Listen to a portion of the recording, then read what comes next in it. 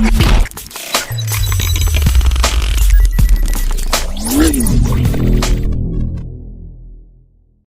ala sayyidina Muhammadin fil awwalin wal akhirin wa fi kulli waqtin wa hin wa ba'd. Alhamdulillah, puji dan puji syukur kehadirat Allah Subhanahu wa taala atas segala limpahan nikmat dan karunia yang Allah berikan kepada kita semua.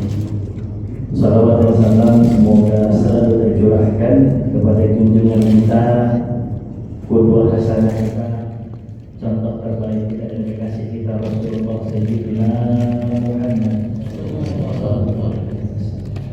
Salawat dan salam juga untuk keluarga baginda Rasulullah Sallallahu Alaihi Wasallam, para sahabatnya Rasulullah Sallallahu Alaihi Wasallam, dan kepada seluruh umatnya Rasulullah Sallallahu Alaihi Wasallam yang kita termasuk di dalamnya.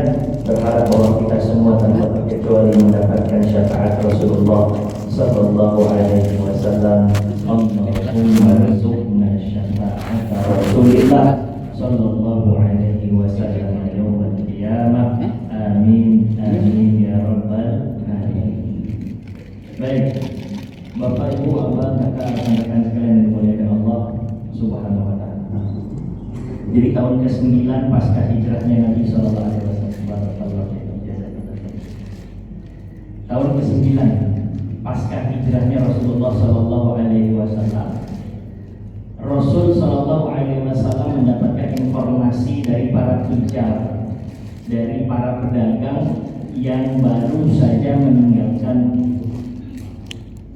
Syam atau Damaskus. Damaskus ini perbatasan antara Arab dengan Romawi saat itu. Kemudian para pedagang ini memberikan informasi kepada Rasulullah SAW bahwa orang-orang Romawi saat ini menghimpun kekuatan untuk bisa menyerang kaum muslimin. Apa yang dilakukan oleh orang Romawi? Diajaknya bersekutu kabilah-kabilah Arab yang berada di dekat Romawi. Nah, Rasulullah Sallallahu Alaihi Wasallam mendapatkan informasi itu, kemudian dengan arahan Allah Subhanahu Wa Taala memutuskan untuk bertahan. Cuman kadang cara bertahan terbaik itu adalah dengan menyerang. Maka Rasulullah Sallallahu Alaihi Wasallam mengumpulkan para sahabatnya dan meminta para sahabat untuk bersiap-siap jihad fisabilillah untuk melawan orang-orang Romawi. Ada satu hadis dari Ka'ab bin Malik, ini sahabat Rasulullah SAW. Ka'ab bin Malik radhiyallahu taala anhu wa arda. Beliau berkata, pada saat perang Tabuk, ini tumben-tumbenan Rasulullah SAW ngasih tahu siapa musuh kita saat itu.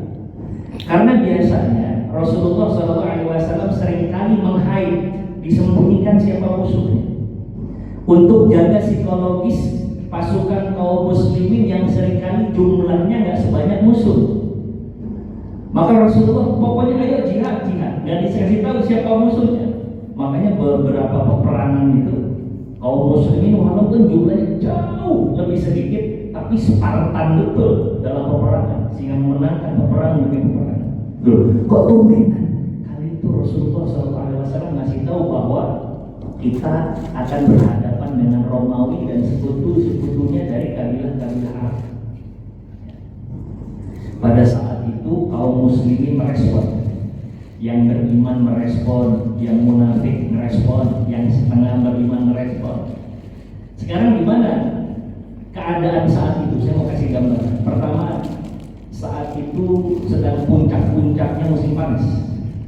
Jadi kalau di Madinah itu, kalau lagi puncak musim panas, seminim-minimnya 45 derajat kalau lagi puncak. Makanya terasa betul panas luar biasa. Kadang bisa lebih dari itu kalau sedang ekstrim. Terus saat itu persediaan pangan amat sangat minim karena pacekliknya agak berkepanjangan, sehingga banyak yang gagal panen. Tambah lagi mereka dikasih tahu sama Rasulullah bahwa musuhnya adalah Romawi, negara adidaya saat itu. Kebayang kan? Udah tahu banyak kekurangan, tapi yang dilawan adalah Romawi.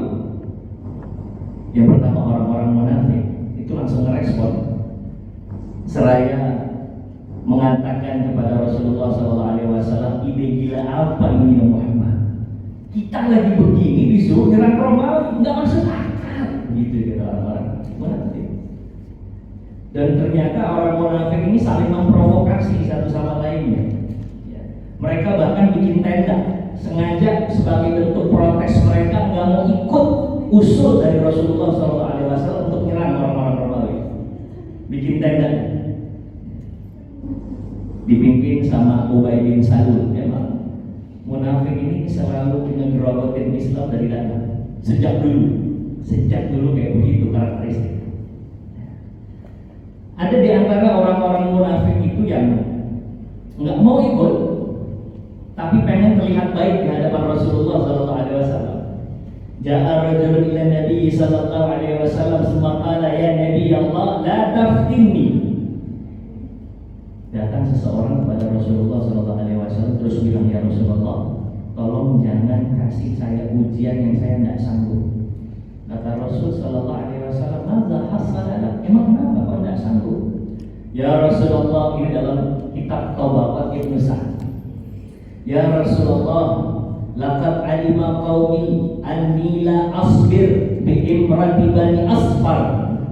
Ya Rasulullah, ini orang-orang juga pada tahu saya nih paling nggak bisa nahan syahwat sama perempuan. Apa jadinya kalau saya kecantol sama perempuan-perempuan bule Romawi ya Rasulullah? Itu alasannya orang munafik yang datang kepada Rasul. Jadi seolah berbalut syariah. Coba gimana nggak keren tuh ya Rasul, saya takut kegoda sama perempuan. Begitu kan alasannya. Padahal mah aslinya nggak mau ikut perang sama Rasul. Itu aja sebenarnya.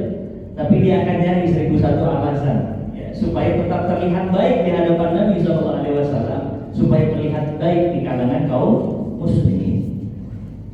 Dan jadi hikmah pertama yang ingin Al-Fatih sampaikan, orang-orang munafik ini atau sifat-sifat nifaq, mereka tidak mau banyak berbuat untuk agama selagi agama tidak memberikan banyak keuntungan pada mereka. Jadi kalau nggak banyak keuntungan, banyak capek timbang enaknya, jangan harap mereka mau. Maka orang-orang yang enggan untuk menghambakan dirinya dengan Allah Subhanahu wa Ta'ala secara all out karena banyak pertimbangan ini pertimbangan itu, boleh jadi disusupi sifat-sifat nifaq. Mereka selalu hitung-hitung, kalau banyak untungnya mau mereka sikat. Contoh, ada satu perang namanya perang Bani Mustalik. Itu udah ketakar, oh Bani Mustalik jumlahnya gak banyak, kekuatan mereka itu gak sebaik kita, ayo deh kita ikut. Maka berbondong-bondong tuh orang ikut perang Bani Mustalik.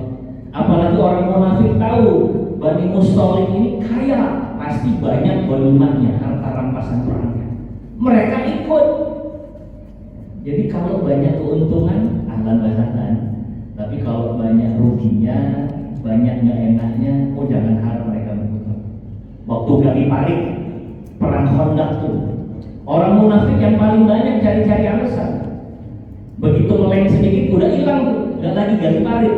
Gitulah keadaan orang munafik.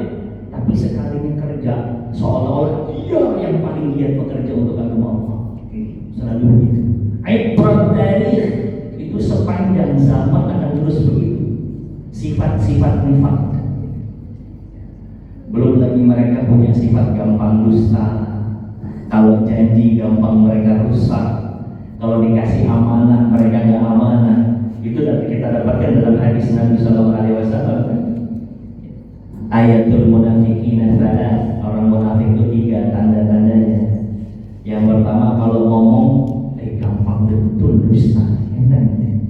Udah kayak nggak ada beban, bahkan orang nggak bisa lagi bedain ini orang bener apa enggak sih. Saking sarut ini karena saking seringnya dia dusta. Ya. Terus kalau dia janji, kadang-kadang dia nggak terbebani dengan janjinya itu. Mudah sekali dia rusak janji yang selama ini dia ajukan atau dia katakan. Itu sifat orang munafik. Hati-hati. Ini untuk kita jaga diri. Yang ketiga, kalau dikasih amanah dia berkhianat. Kita sering mendengar hadis ini. Tapi ada karakteristik lain. yang dijelaskan baik dalam Al-Quran maupun dalam Sunnah Rasulullah SAW. Apa saja tadi? Ya. Innal munafiqina yukhadi'una Allah. Orang munafik ini pintar betul ya, untuk cari-cari dalil sebagai pembenaran dan seolah-olah mereka berhasil menipu Allah. Wa huwa khadi'uhum, padahal mereka lah yang tertipu dengan diri mereka sendiri. Wa idza qamu ila sholati qamu kusala. Ini perhatiannya, na'udzubillah minan nifaq. Kalau disuruh ibadah itu malesnya luar biasa. Makanya kalau ada sifat itu dalam diri kita, banyak-banyak minta sama Allah. Ada doanya itu, Allahumma inna na'udzubika minan nifaq, atau Allahumma tahhir qulubana minan nifaq. Ya Allah, tolong sucikan hati kami dari sifat-sifat munafik. Wa a'malana minar riya, tolong jauhkan kami, sucikan hati kami dari amalan riya. Wa alsinatana minal kadzib, dan perkataan kami dari kedustaan, tolong bersihkan, tolong sucikan ya Allah. Itu turunan-turunannya orang munafik. Ya. Kalau ibadah malas, kalau ibadah pengen dilihat orang, yuraunan nasa wa la yadhkurunallaha illa qalila. Ibadah dikit tapi pengennya kelihatan betul.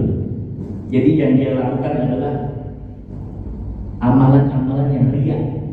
Pengen diapresiasi sama orang, dilihat orang, disanjung orang, dapat simpati orang. Itu sifat nifaq tadi. Kadang-kadang kita nih keselip juga dalam keseharian kita sifat-sifat yang begitu. Ya. Suka hitung-hitungan dalam ibadah, giliran ibadah pengennya dilihat sama banyak orang. Itu supaya disebut apa enggak tahu.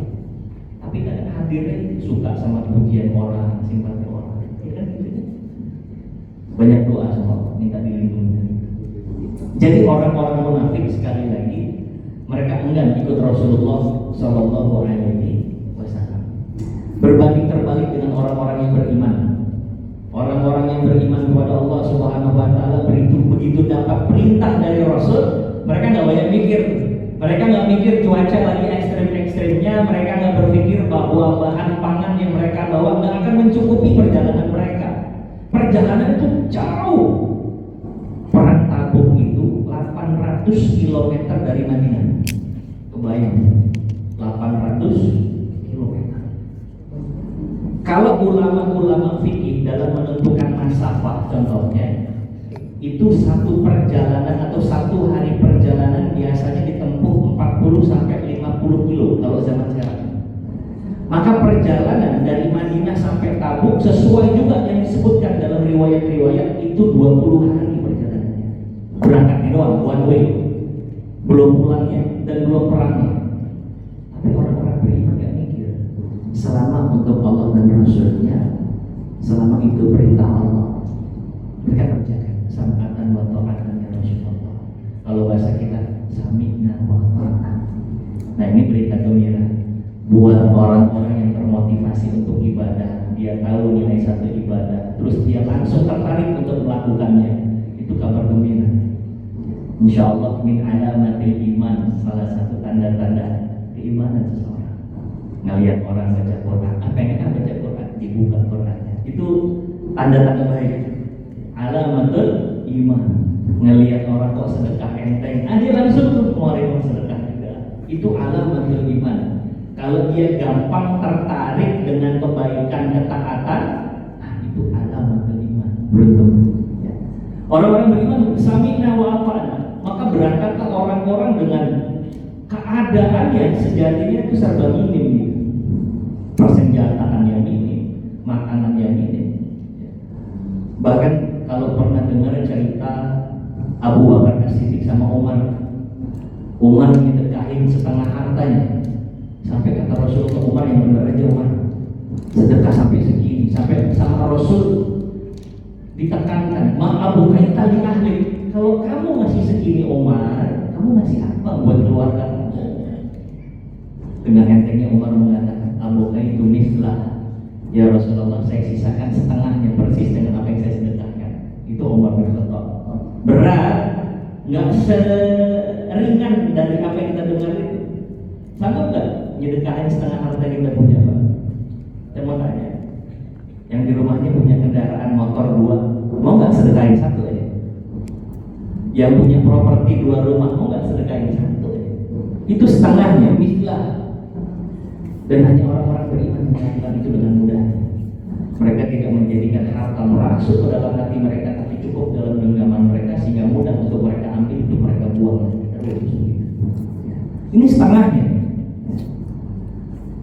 Kata Umar, saya pasti ngalahin Abu Bakar hari ini. Tapi ternyata Abu Bakar datang, terus Abu Bakar nyerahin harta dan Rasul lebih kaget lagi. Ya Abu Bakrin, maaf bukan dari ahli, kalau segini yang kau kasih, apa yang kau sisakan untuk keluarga? Apa kata Abu Bakar? Abu Baitullah wa Rasul, saya sisakan Allah dan Rasul.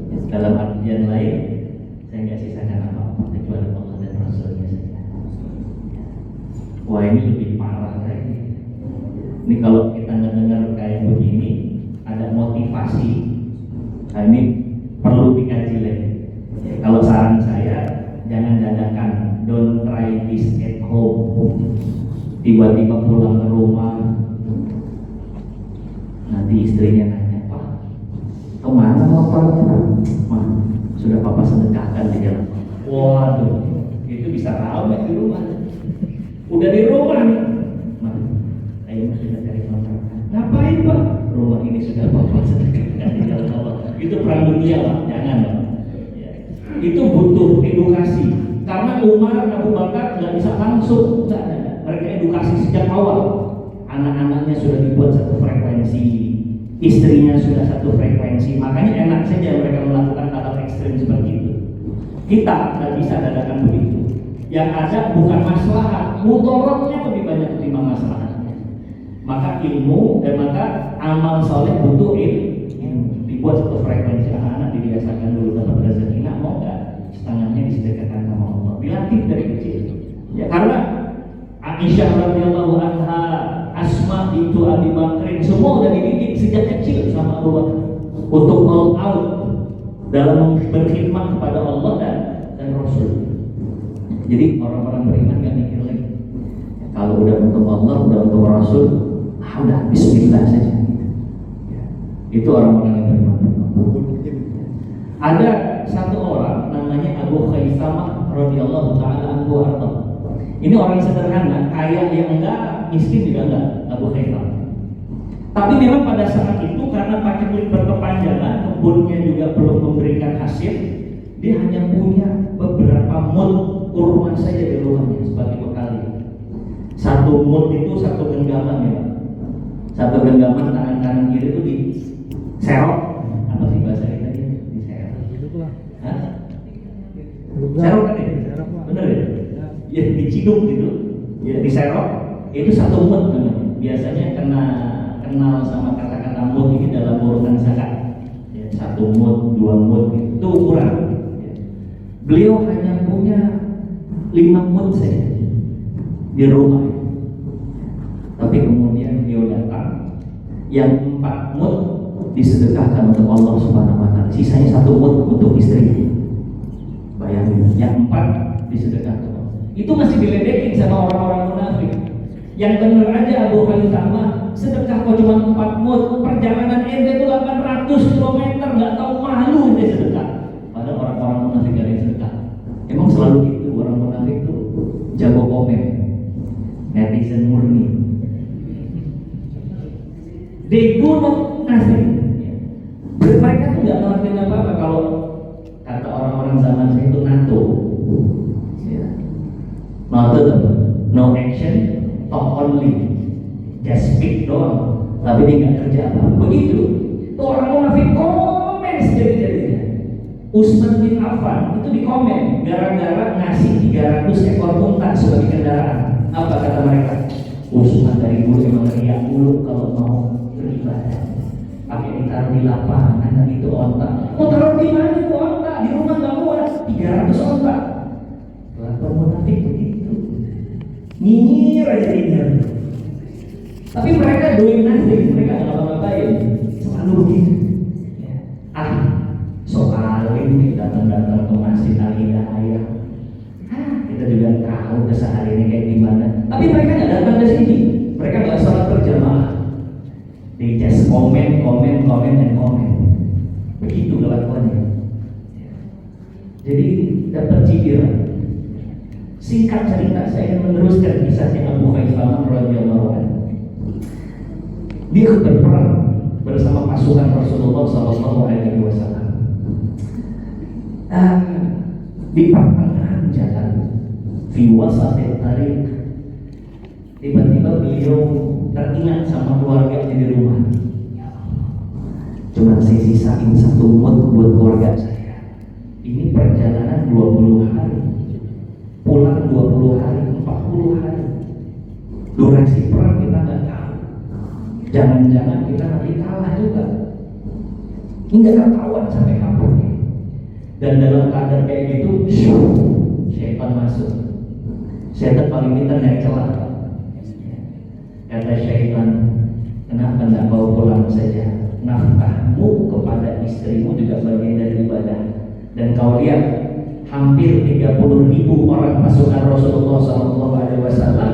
Kalau kurang 1, maka tidak ada pengaruhnya sama sekali. Apalagi hanya sekedar kamu yang bukan sama. Urus kering, nggak ada tenaga. Pulang, urusin istri. Toh itu juga ibadah. Itu goyang bukan sama. Lanjut enggak. Dia kepikiran terus, cuma nyisain 1 mut untuk keluarganya di rumah. Gimana istri saya juga nggak bisa untuk nanti panen kurma. Pikiran terus. Dan sering dalam keseharian kita begitu. Udah berada dalam ketaatan, udah jalan dalam ketaatan, di tengah-tengah goyang lima. Sampai akhirnya Abu Khaisama berbalik arah, Pak. Dia pulang ke rumah. Istrinya kaget, "Bang, kok pulang, Bang?" "Ya, karena saya memikirkan dirimu," kata Abu Khaisama. "Ya udah, Bang, kalau itu saya rapi-rapi dulu, saya siap-siapin dulu, karena memang istri salehah nih. Suaminya datang, apapun yang terjadi dia akan lakukan yang terbaik. Dia servis dengan servis terbaik. Diberesin rumah samanya, dikelarin, disiapin korma yang dia punya, minuman juga disiapin. Habis itu dia bilang, "Bang, adik mau dandan dulu." Dandan istri. Habis dandan keluar lagi. "Bang, apa yang akan abang lakukan?" Tapi begitu si istri keluar nih, Abu Khaisama seolah ditegur dan seolah diingatkan oleh Allah Subhanahu wa Ta'ala. Kata Abu Khaisama, "Ya Allah, kok bisa-bisanya saya ngadem di tempat kayak begini? Sementara Rasulullah SAW lagi berjuang bersama kaum muslimin." Begitu ada perasaan itu, dia nggak ngasih jeda lagi. Dia bilang sama istrinya, "Wahai istriku, Rasulullah SAW fi syamsi wal har." Rasulullah SAW di bawah teriknya matahari, panasnya hempasan angin, Rasulullah kena terik kulitnya. Begitu juga kaum muslimin. Wa Abu Khaisama fi dhillin barid wa ta'amin muhayya wa mur'atin hasna. Sementara saya, kata Abu Khaisama, lagi enak di sini, makanan minuman tersedia, kamu dandan begitu cantiknya. Wallahi ma hadza bin nasab. Demi Allah ini enggak benar. Kata istrinya, enggak benar, Bang. Ini istrinya. "Wahai istriku, izinkan saya untuk kembali nyusul Rasulullah SAW." Kata istrinya, "Abang nyusul, Bang." Ini sosok istri yang mensupport kebaikan suami. Kalau istrinya ini memedulikan dirinya sendiri, "Bang, di rumah aja, Bang, saya nggak bisa untuk ngambil korma, ngambil makanan, nggak bisa." Itu kalau dia peduli sama dirinya sendiri. Masalahnya adalah tidak sesederhana itu. Ini Abu Khaisama balik nyusul Rasul yang sudah beberapa hari berangkat, nggak ketahuan Rasul di mana, dan berangkat dalam keadaan munfarid, sendirian. Kalau sebelumnya kan sama pasukan yang lain, enak dong kalau butuh apa-apa bisa saling membantu. Lah kalau dia berangkat sendiri, siapa yang jamin bisa sampai di Tabuk dengan perbekalan makanan yang seadanya itu? Maka presentase gagalnya dia sampai untuk nyusul Rasulullah SAW lebih besar ketika presentasi dia bisa nyusul Rasulullah Sallallahu Alaihi Wasallam, tapi dia udah pengen nembus kesalahan yang kemarin. Kenapa saya pulang kemarin? Lah, wallahi ma hadza bin nasaf, ini nggak benar ya. Akhirnya dia berangkat dan istrinya seorang tak ikhlas. Istrinya pun tahu hitung-hitungannya, perjalanannya 20 hari, perbekalannya seadanya, udah mana satu mut dibagi 2 lagi. Wah, ini keadaannya. Kalau kita yang ada di posisi itu mungkin lain cerita, nggak boleh sama. Nggak boleh sama terus muturin ke jalan sampai kemudian dengan izin Allah Subhanahu Wa Taala, walaupun sempat pingsan di jalan, tapi dia sampai kepada Rasulullah Sallallahu Alaihi Wasallam. Begitu dia sampai, dari jauh Rasulullah sudah melihat dan Rasulullah sudah dikasih info sama Jibril alaihissalam. Kun Abu Khaisamah, lihat tuh, kayaknya Abu Khaisamah yang datang. Begitu udah mulai mendekat, sahabat-sahabat makin penasaran. Di atas kudanya di jalan. Begitu ada dekat, wallahi ya Rasulullah innahu Abu Khaisamah. Betul ya Rasul, itu Abu Khaisamah. Kata Rasul, sambut dia. Begitu Abu Khaisamah datang, dia turun dari kudanya, dia pingsan di hadapan Rasulullah tersungkur. Kata Rasulullah, tolong rawat Abu Khaisamah, kasih makan, kasih minum, karena dari kemarin belum ketemu makan, belum ketemu minum. Allahu Akbar. Segitu iman kepada Allah dan Rasulnya, walaupun sempat keselip di tengah jalan. Dan begitu dia sadar, dia datang kepada Rasulullah SAW, apa yang dikatakan? Aulalaka ya Abu Khaisamah ahlan wa marhaba. Abu Khaisamah, selamat ya Abu Khaisamah, selamat datang, kau sudah memenangkan pertarungan, kau mendapatkan pujian dan apresiasi dari Allah dan Rasulnya.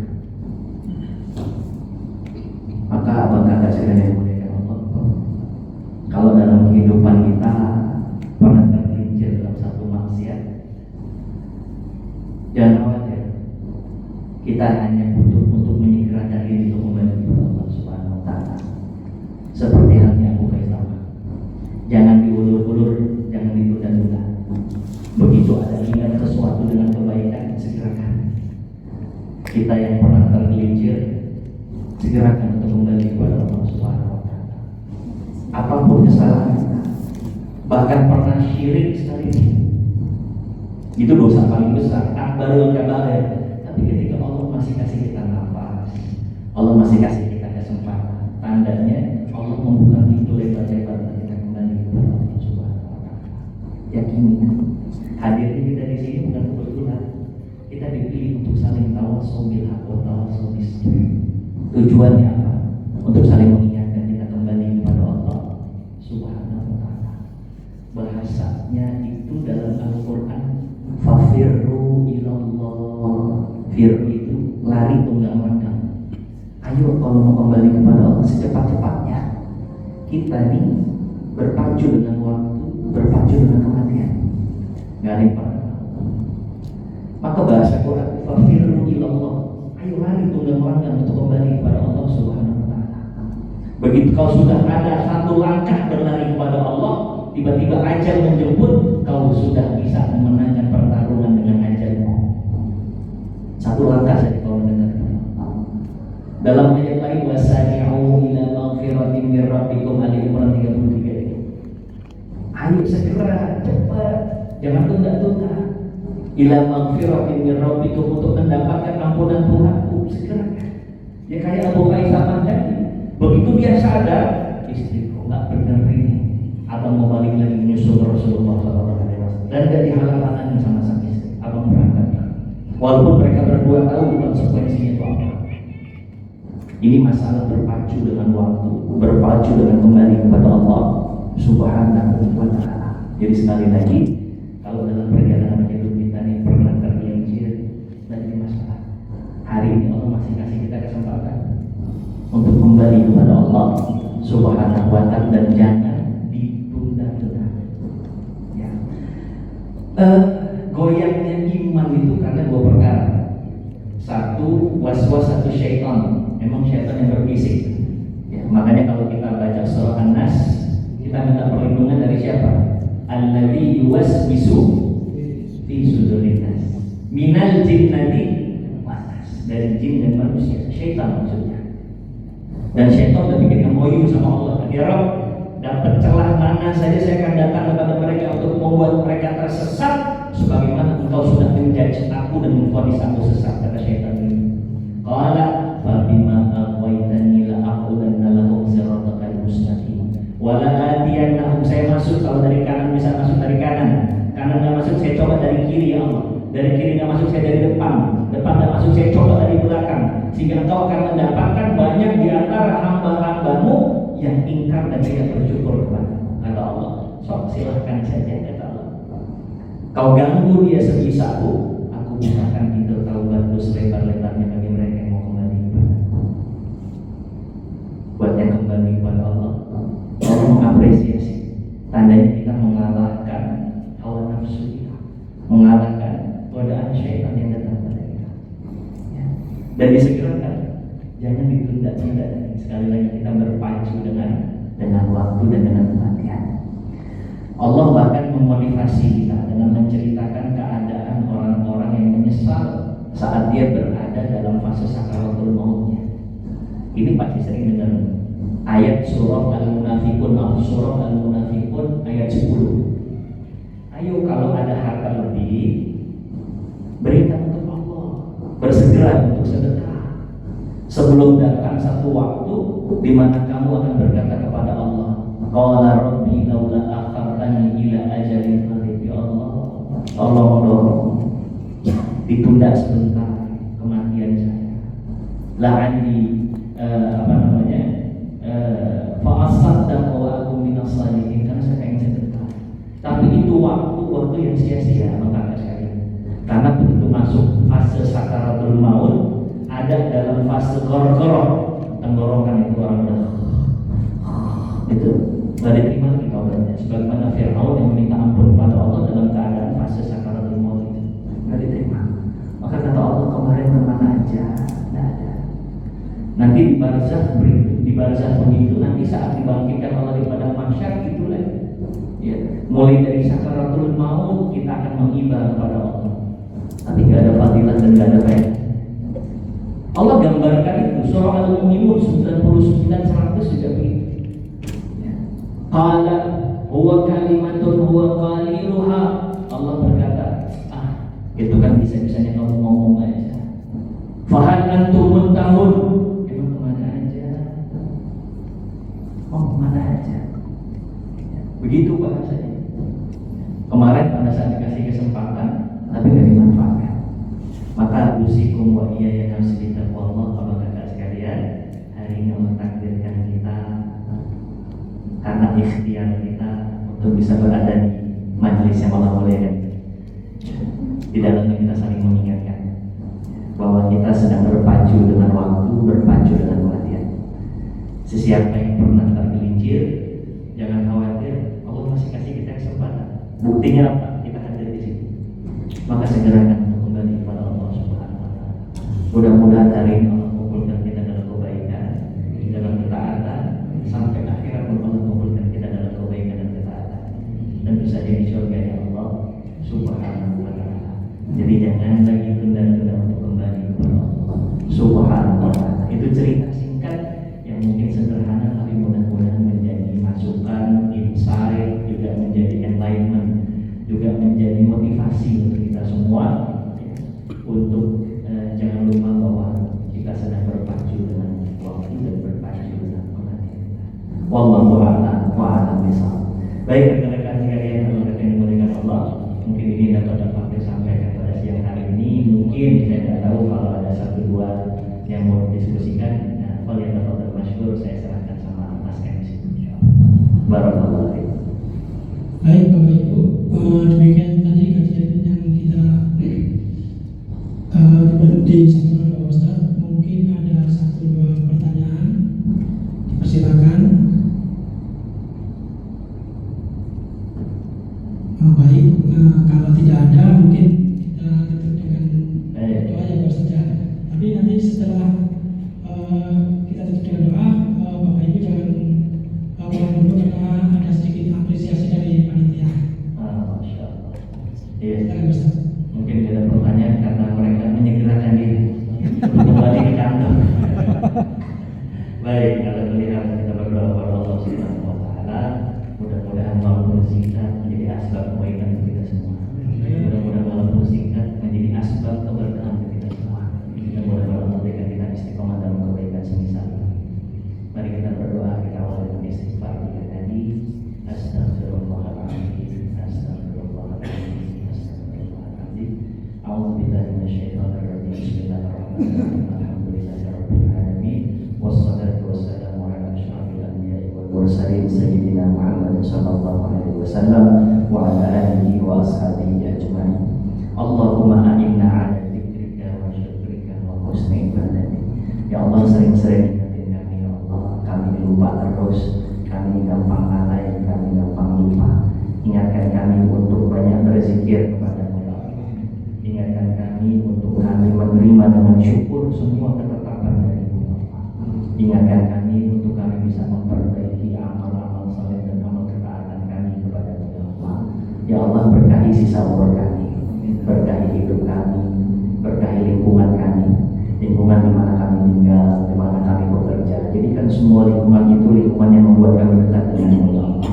Allahumma anzilna munzalan mubarakan wa anta khairul munzilin. Rabbana ighfir lana wa liwalidina warhamhum kama rabbawna shighara. Rabbana atina fid dunya hasanah wa fil akhirati hasanah wa qina adzabannar. Subhana rabbika rabbil izzati amma yasifun wa salamun 'alal mursalin walhamdulillahi rabbil alamin. Terima kasih teman-teman. Kita akhiri dengan membacakan Subhanallahumma wa bihamdika asyhadu an la ilaha illa anta astaghfiruka wa atubu ilaik. Terima kasih.